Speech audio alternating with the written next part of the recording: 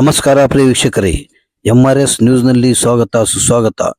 ಇಂದು Hubballi ಶಹರದ club ರೋಡ್ನಲ್ಲಿರುವಂತಹ Maharashtra ಮಂಡಲದಲ್ಲಿ ಭಾರತೀಯ ಮುಕ್ತಿ ಮೋರ್ಚಾ ವತಿಯಿಂದ ಕಾರ್ಯಕ್ರಮ ಹಮ್ಮಿಕೊಳ್ಳಲಾಗಿತ್ತು. ಈ ಸಂದರ್ಭದಲ್ಲಿ ಈ ಸಂಘಟನೆಯ ಕಾರ್ಯಕರ್ತರು ಹಾಗೂ ಅಧ್ಯಕ್ಷರು, ಉಪಾಧ್ಯಕ್ಷರು ಮತ್ತು ಅನೇಕ ಜನ ಈ ಸಂದರ್ಭದಲ್ಲಿ ಉಪಸ್ಥಿತರಿದ್ದರು. आज यहाँ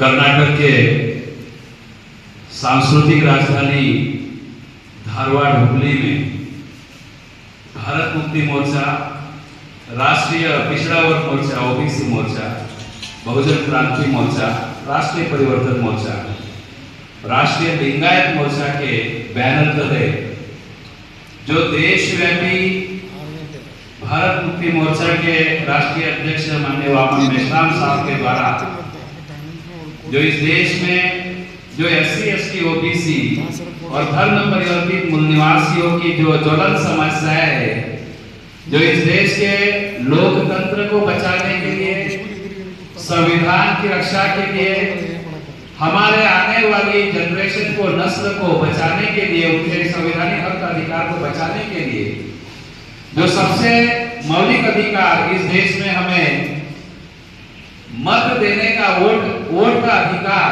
मताधिकार जो डॉक्टर बाबा साहब अम्बेडकर ने हमें संविधान में मौलिक अधिकार दिया, जो आज पिछले 20 सालों से इलेक्ट्रॉनिक वोटिंग मशीन के द्वारा बैलेट पेपर की जगह इलेक्ट्रॉनिक वोटिंग मशीन का चुनाव प्रक्रिया में इस्तेमाल करके इस देश के समस्त नागरिकों के वोट के अधिकारों 15 अगस्त 1947 को हम आजाद नहीं हुए, एक विदेशी अंग्रेज चला गया और इस देश में जो अल्पसंख्यक, जो सवर्ण और उच्च जाति के, आज जिसे हम लोग ब्राह्मण समाज के माध्यम से ब्राह्मण है, वैश्य है, जो भी इनकी व्यवस्था इस देश में लागू है, एक पूंजीपतियों की एक व्यवस्था इस देश में लागू हो गई। क्योंकि गांधी तो बनिया था, इसलिए टाटा, बिरला, अंबानी, बजाज, अदानी, अंबानी की इस देश में आर्थिक व्यवस्था पे उनकी कब्जा हो गया। और नेहरू जिस समुदाय से था, उन्हीं की वंशावळ जो है इस देश के डेमोक्रेसी में आकर बैठी है। बाबा साहब अम्बेडकर ने वोट का अधिकार दिया। राजे रजवाड़े थे, भारत में 650 संस्थानिक राज्य थे, संस्थान थे, लेकिन राजा के घर में अगर बच्चा पैदा हुआ तो वो वारिस घोषित होता था, उस राजा का गद्दी का वारिस होता था, सिंहासन का। लेकिन बाबा साहब अम्बेडकर ने डेमोक्रेसी में हमें वोट का अधिकार दिया।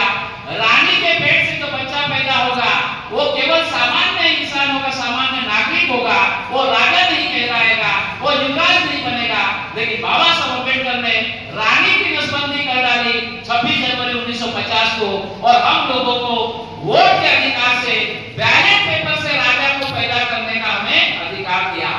चाहे राजा हो या रंग, गरीब हो या अमीर, स्त्री हो या पुरुष, सभी को एक वोट का वैल्यू भी, एक व्यक्ति का एक वोट, उसका मूल्य भी एक ही गिना गया। लेकिन इस देश में जैसे जैसे हमारे लोगों को भारत के संविधान के माध्यम से शिक्षा का अधिकार मिला, रिजर्वेशन से, रिप्रेजेंटेशन से, आरक्षण के माध्यम से हमारे लोग इस देश में पढ़ लिखकर इस देश की शासन सत्ता में हिस्सेदारी निभाने लगे और इस देश की शासन करती जमात बनने का दावा करने लगे, तो अब इस देश से हम लोगों को इस लोकतांत्रिक व्यवस्था से खदेड़ने के लिए उन लोगों ने षड्यंत्र बनाए। आज एजुकेशन प्राइवेटाइजेशन हो गया, गवर्नमेंट सेक्टर टोटल प्राइवेट कर दिया, आउटसोर्सिंग कॉन्ट्रैक्ट सिस्टम से हमारे बच्चे, नौजवान जो है बेरोजगारों की एक बड़ी फौज निर्माण हो गई है भारत में। और जहां रिजर्वेशन है वो प्राइवेट सेक्टर होने की वजह से आज हमारी हिस्सेदारी देश की शासन संपत्ति में, देश की साधन संपत्ति में हमारा कोई हिस्सा नहीं है। ओबीसी का इस देश में कोई अकाउंट नहीं है।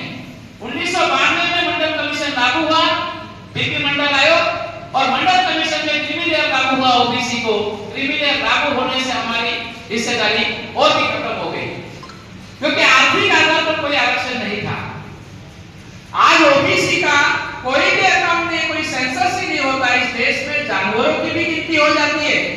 देश के प्रधानमंत्री नरेंद्र मोदी है और जंगलों में शेर सियार कितने हैं उसकी भी गिनती करते हैं। क्यों होगा वो आंदोलन क्यों होने जा रहा है? इस आंदोलन को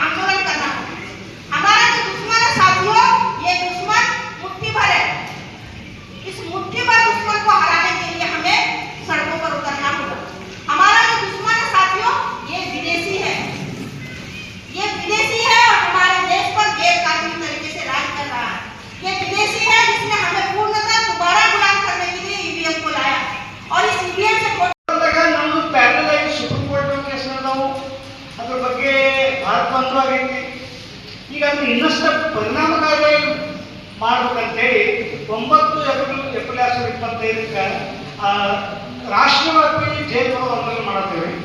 ಅದಕ್ಕೆ ನನಗಿಂತ ಹೆಚ್ಚಿಗೆ ಇದ್ರಾಗ ಚೌಧರಿ ವಿಕಾಸ್ ಪಟೇಲ್ ಸಾಹೇಬ್ ಹೇಳ್ತಾರೆ ಇಷ್ಟೇ ನನ್ನ ಮಾತು ಜೈಲು के आउटफिट विंग्स हैं, मतलब जैसा कि doctor wing Indian medical association है या और वकीलों का एसोसिएशन है, किसानों का एक एसोसिएशन है, मतलब जो फील्ड के लोग हैं वो फील्ड के लोग ही उस फील्ड के लोगों की समस्याओं को समझ सकते हैं और उसका समाधान वही लोग कर सकते हैं. तो इस तरह से हमारा कैडवाइज ऑर्गेनाइजेशन है, यहाँ पर अपने कार्यकर्ताओं को उसकी जानकारी दी जाती है, ज्ञान दिया जाता है और उनको समाज के दरमियान भेजा जाता है. तो आज हमारे बहुत से समाज के लोग वामसिक छोड़ के दूसरे समाज के लोग एजुकेशन करते हैं, समाज के लिए काम करते हैं, लेकिन उनके पास आगे अपनी जानकारी होती है, उनकी लड़ाई कामयाब नहीं होती है. तो हमें समाज में जाने से पहले जो समाज की बीमारी है उसको समझना पड़ेगा. तो डॉक्टर कभी भी मरीज आता है तो उसको ऐसे अंदाजे से दवा नहीं देता है, उसकी बीमारी को जानने के बाद उसके ऊपर इलाज करता है. तो इसलिए वामसिक हमारे समाज के अंदर जो बीमारी है, मतलब जो कमजोरी है उसको समझकर उस पर इलाज करने का काम करता है. तो ये आप लोगों को इसका काम लग रहा है कि डिले है, लेकिन ये परमानेंट काम है, आधा अधूरा काम नहीं है. हमारी लड़ाई लंबी है, हमें हमारे होते हुए इस लड़ाई को पूरा करना है और अगर ये होती है पूरा, अगर नहीं होती तो हमारी नस्लों को इसमें शामिल करना है, तो नस्लों का हमारे पैदा होगा. तो हमारे साउथ कर्नाटक के इंडियन